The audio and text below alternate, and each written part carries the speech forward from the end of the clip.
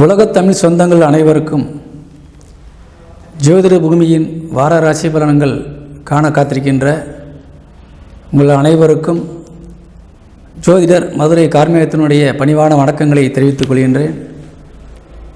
இந்த வாரம் 7ஆம் தேதி 7/2/2025 தை மாதம் 25ஆம் தேதி வெள்ளிக்கிழமை முதல் 13/2/2025 மாசி மாதம் 1ஆம் தேதி வியாழக்கிழமை வரை உள்ள ராசி பலன்களை இப்பொழுது காணலாம். இந்த வாரம் உங்களுக்கு மிகவும் நல்ல செய்தியை முன்பாக கூற இருக்கின்றேன். அது என்னவென்றால், இது நாள் வரை பல மாதங்களாக அனைத்து ராசிக்காரர்களுக்குமே மிகவும் வேதனை இருந்து கொண்டிருக்கின்ற ஒரு கிரகமான குரு பகவான் இந்த வாரம் 11ஆம் தேதி அன்று மாலை 5:50க்கு வக்கர நிவர்த்தி அடைகின்றார். இந்த குரு பகவானுடைய வக்கரத்தினால் எவ்வளவு பாதிப்புகளை நீங்கள் அனைத்து ராசிக்காரர்கள் ஒவ்வொரு விதத்திலுமே நீங்கள் அனுபவித்திருப்பீர்கள். இப்பொழுது இந்த வக்கர நிவர்த்தி ஆன பின்பு அனைத்து ராசிக்காரர்களுக்குமே எதிர்பார்த்தது அனைத்துமே கைகூடக்கூடிய ஒரு அற்புதமான நிகழ்வுகள் நடக்கப் போகின்றது. அது இந்த வாரம் முதல் ஆரம்பம் ஆகின்றது. அதனால் இந்த வாரம் உங்களுக்கு மிகவும் அற்புதமான வாரமாக விளங்கப் போகின்றது. இப்பொழுது மகர ராசியை சேர்ந்த நண்பர்களுக்கு இப்பொழுது நாம் இந்த வார ராசி பலனை காண இருக்கின்றோம்.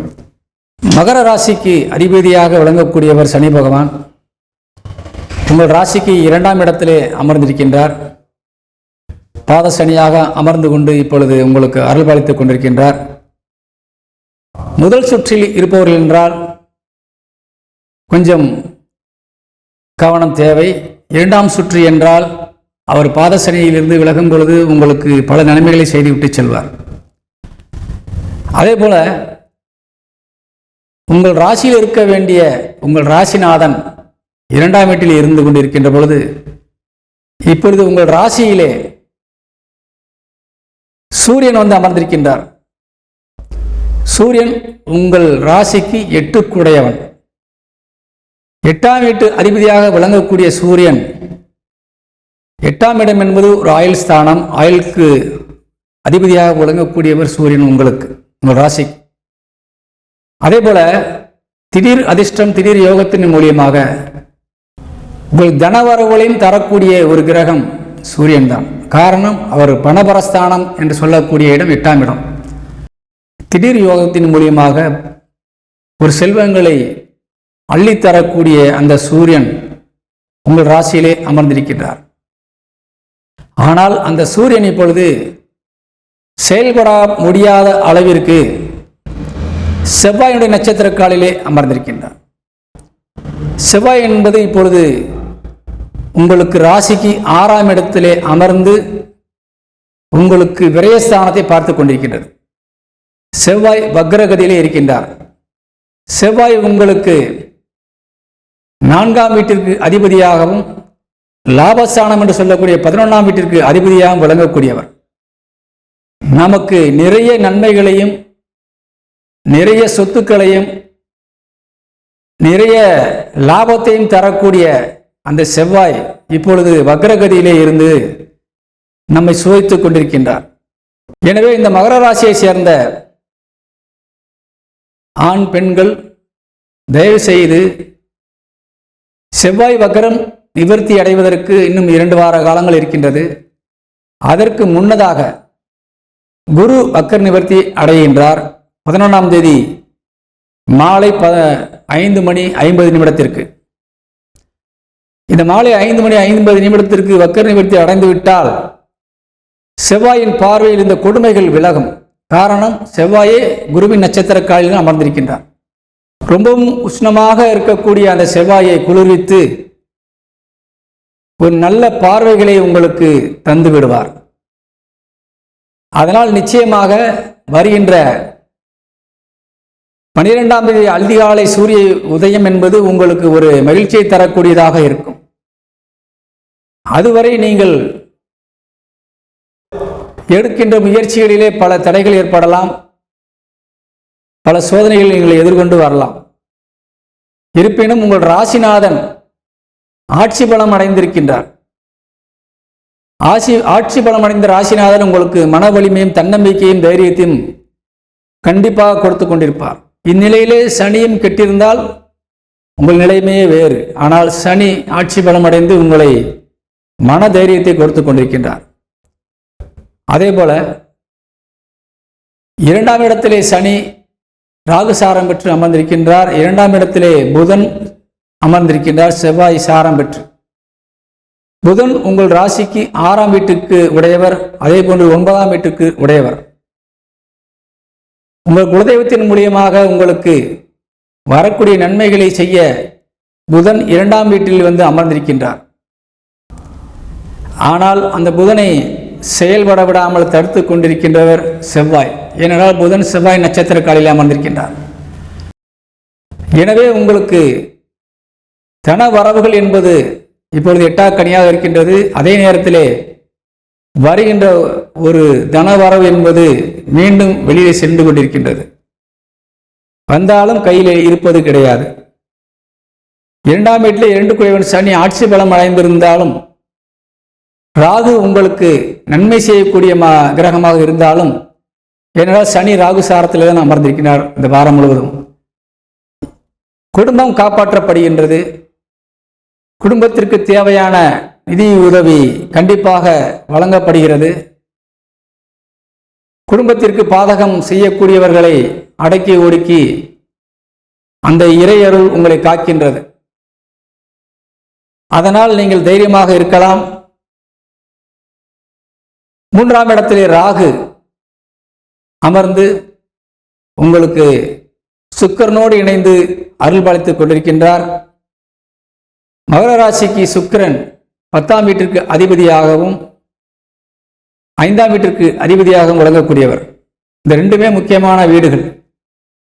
அந்த வீட்டிற்கு அதிபதி சுக்கிரன் உங்களுக்கு இப்பொழுது நல்ல நிலையிலே உங்களுக்கு 3ஆம் இடத்திலே அமர்ந்து நல்ல ஒரு பார்வையாக பார்த்து கொண்டிருக்கின்றார்கள்.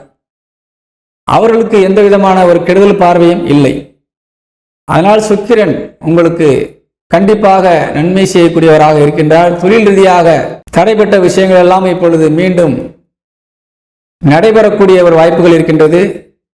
முதலீடு செய்து காத்து கொண்டிருக்கின்ற தொழில் அதிபர்கள், வெளிநாடுகளில் இருக்கின்ற நமது தமிழ் சொந்தங்கள், ஏற்பட்டிருக்கின்ற இழப்புகள் இவை அனைத்துமே மீண்டும் உங்களுக்கு கிடைக்கக்கூடிய வாய்ப்பு இருக்கின்றது. தொழில் சார்ந்து புதிய முயற்சிகளை நீங்கள் எடுக்கப் போகின்றீர்கள் வருகின்ற 12ஆம் தேதி முதல். ஆனால் இந்த 12ஆம் தேதி வரை உங்களுக்கு சாதகமற்ற சூழ்நிலை உருவாகி கொண்டிருக்கின்றது. என்றால் சுக்கிரனும் ராகுவும் உங்களுக்கு 3ஆம் இடத்திலே இருந்து நல்ல பார்வை பார்த்து நன்மை செய்யக்கூடியவர்களாக இருந்தாலும், அந்த 3 கூடிய குரு வக்ரகதியிலே இருக்கிறது. அதனால் அந்த இடம் கொஞ்சம் பால்பட்டு போயிருக்கின்றது. அந்த பால்பட்ட இடத்திலே நல்ல உங்களுக்கு நன்மை செய்யக்கூடிய கிரகம் வந்து இருக்கின்றது. அதனால் அந்த இடம் மீண்டும் சுபிட்சமாக மாற வேண்டும் என்றால் நீங்கள் 14ஆம் தேதி மாலை 5:50 வரை காத்திருக்க வேண்டியிருக்கின்றது. அதற்கு பின்பு நீங்கள் தொட்டதெல்லாம் பொன்னாகக்கூடிய வாய்ப்பு இருக்கின்றது. நிறைய தன வரவுகள் கிடைக்கும். முன்னோர்கள் ஆசீர்வாதமும் உங்களை பெற்ற தந்தையினுடைய ஆசீர்வாதமும் அனுகிரகமும், தந்தையார் உயிரோடு இருப்பாரேயானால் அவர் மூலியமாக சொத்துக்கள் வர வேண்டியது இருந்தாலும் கண்டிப்பாக 12ஆம் தேதி மேலே உங்களுக்கு கிடைத்துவிடும். தந்தையின் மூலியமாக ஏற்படுத்தப்பட்டிருக்கின்ற தொழில்கள் எந்த வகையான தொழிலாக இருந்தாலும் சரி 12ஆம் தேதிக்கு மேலே உங்கள் ஆளுமைக்குள்ளே வரும். அதனால் நிச்சயமாக உங்கள் பயணங்கள் அடுத்து வெற்றியை நோக்கி செல்லக்கூடிய வாய்ப்பை நீங்கள் பெறுகின்றீர்கள். பிள்ளைகள் மூலியமாக உங்களுக்கு ஏற்பட்டிருக்கின்ற மன உளைச்சல்கள் காரணம், ஆணுக்கு 5ஆம் வீடு புத்திரஸ்தானம். அந்த 5ஆம் வீட்டிலே குரு வக்ரகதியில் இருக்கின்றார். பொதுவாக மகர ராசியை சேர்ந்த ஆண்களுக்கு பிள்ளைகள் மூலியமாக சில மனக்கவலைகள் ஏற்பட்டிருக்கலாம். அவை அனைத்துமே குரு வக்ர நிவர்த்தி அடைந்தவுடன் தீர்ந்துவிடும். அதே போன்று பெண்களுக்கு அதே 12ஆம் தேதியிலிருந்து உங்கள் பிள்ளைகள் மூலியமாக தன வரவுகள் கிடைக்கக்கூடிய வாய்ப்பு இருக்கின்றது. காரணம் புதன் செவ்வாய் சாரம் பெற்றிருப்பதால் தடைகளாக இருக்க அவரால் சம்பாதிக்க முடியாத ஒரு சூழ்நிலை தடைக்கற்களாக நிற்கின்றது. 9 கூடியவன் புதன் தனஸ்தானத்தில் இருந்து அள்ளி கொடுக்க காத்திருந்தாலும் தடைகள் முட்டுக்கட்டையாக நின்று கொண்டிருக்கின்றது. அந்த தடையை உடைக்க குரு வக்கர நிவர்த்தி உங்களுக்கு சாதகமாக விளங்கப் போகின்றது. அந்த செவ்வாய் குளிர்ந்தால் உங்கள் இல்லம் குளிர்ந்துவிடும். உங்கள் இல்லம் குளிர செவ்வாயை நீங்கள் வழிபாடு செய்ய வேண்டும். இப்போது செவ்வாய் உங்கள் மீது மிகவும் கடும் கோபத்தோடு இருந்து கொண்டிருக்கின்றார். செவ்வாயை வழிபட நீங்கள் முருகனை தொழ வேண்டும். ஏனென்றால் இப்பொழுது செவ்வாய் அமர்ந்திருக்கின்ற வீடு ஒரு ஆண் வீடு. பெண் வீடாக அமர்ந்திருந்தால் உங்களுக்கு காளியை வழிபாடு செய்ய சொல்லியிருக்கலாம். ஆனால் அமர்ந்திருப்பது ஆண் வீடு. குருவினுடைய நட்சத்திர காலிலே அமர்ந்திருக்கின்றார். குருவும் ரிஷபம் என்ற பெண் வீட்டிலே அமர்ந்திருக்கின்றார். அன்னை மீனாட்சிக்குரிய வீடு அது. ஆகவே நீங்க முருகனை வழிபாடு செய்தால் தடைகள் நீங்கி நிச்சயம் வெற்றி கிடைக்கும். அந்த திருச்செந்தூர் முருகனுக்கு நேர்த்தி கடன் வைத்தால் உங்கள் தொல்லைகள் விலகும். நிச்சயமாக நன்மையான விஷயங்கள் நடக்கும். 6ஆம் இடம் என்று சொல்லக்கூடிய ருணஸ்தானம், கடன் ஸ்தானம் என்று சொல்லக்கூடிய 6ஆம் வீட்டிலே தான் அந்த செவ்வாய் அமர்ந்திருக்கின்றார். எதிரிகளால் பல பிரச்சனைகளை சந்திக்க வேண்டிய சூழலில் நீங்கள் இருந்திருப்பீர்கள். அந்த எதிரிகள் அனைவருமே உங்களுக்கு சரணாகதி அடையக்கூடிய ஒரு நாள் தான் இந்த குரு வக்கர நிவர்த்தி நாள். அதுபோக உங்களுடைய முருக வழிபாடும் கண்டிப்பாக உங்களை எதிரிகள் முன்பு தலை நிமிர்ந்து நடக்க செய்துவிடும். வழக்குகள், சில பேர் இந்த வழக்குகளால் சிறையும் சென்றிருப்பார்கள். இந்த வக்ரத்திலே அவர்களுக்கெல்லாம் இப்பொழுது முன்ஜாமீன் பெற்று வெளியில் வரக்கூடிய ஒரு வாய்ப்புகள் இருக்கின்றது. குடும்பத்தில் ஏற்பட்ட பிரச்சனைகள் நிறைய, ஏனென்றால் புதன் 2ஆம் வீட்டிலே அமர்ந்து செவ்வாய் நட்சத்திர காலில் அமர்ந்ததால் எதிரி ஸ்தானாதிபதி புதன் 2ஆம் வீட்டில் அமர்ந்ததால் குடும்பத்திலும் பல பிரச்சனைகள் கண்டிப்பாக நீங்கள் சந்தித்திருப்பீர்கள். இது அனைத்திற்கும் முற்றுப்புள்ளி வைக்கும் நாள்தான் குரு வக்கர நிவர்த்தி நாள். காலியாகி போன உங்கள் பெட்டகம் மீண்டும் நிறைந்து செல்ல காத்திருக்கின்றது. குரு வக்கர நிவர்த்தி உங்களுக்கு மிகப்பெரிய ஒரு நன்மை செய்ய போகின்றது. அதனால் இந்த மகர ராசியை சேர்ந்த ஆண்கள் பெண்கள் இருபாலரும் மிகவும் கவனமாக இந்த குறிப்பிட்ட காலத்தை கடக்க வேண்டும். 12ஆம் தேதி வரை எந்த துறையை சார்ந்தவர்களாக இருந்தாலும் சரி, மகர ராசியை சேர்ந்தவர்களுக்கு லாபஸ்தானாதிபதி என்று சொல்லக்கூடியவர் செவ்வாய் வக்கரகதியில் இருக்கின்றார். விரயஸ்தானத்தை பார்க்கின்றார்.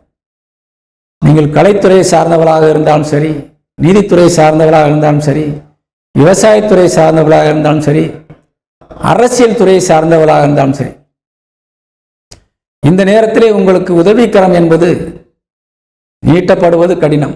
அதே நேரத்திலே கூலி வேலை செய்பவர்களாக இருந்தாலும் சரி, யாராக இருந்தாலும் உழைப்புக்கு ஏற்ற ஊதியம் கிடைக்காது, அலைச்சல்களுக்கு ஏற்ற மரியாதை கிடைக்காது. அதனால் ஏற்பட்டிருக்கின்ற மன உளைச்சல், உடல் ஆரோக்கியமின்மை, இவை எல்லாமே விரைவில் உங்களுக்கு முடிவுக்கு வர இருக்கின்றது.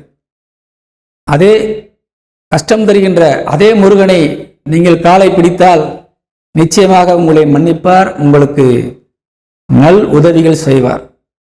அதனால் இந்த வருகின்ற அடுத்து வர இருக்கின்ற நாட்களை இந்த 12ஆம் தேதி வரை நீங்கள் பொறுமை காப்பதும், யாரிடத்திலும் வாக்குவாதம் செய்யாமலும், சிலிர்கின்ற இடங்களிலே பொறுமை காப்பதும் உங்களுக்கு மிகவும் நன்மையை செய்யும்.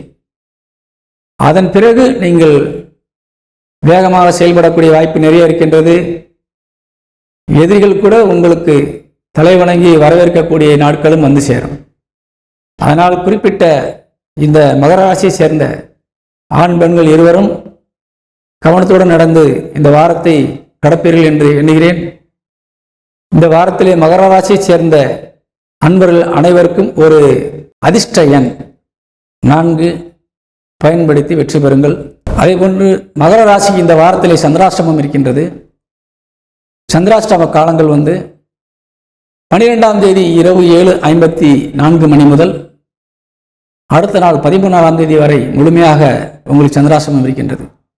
இந்த சந்திராஷ்டம காலங்களிலே கவனம் தேவை, நிதானம் தேவை. வணக்கம்.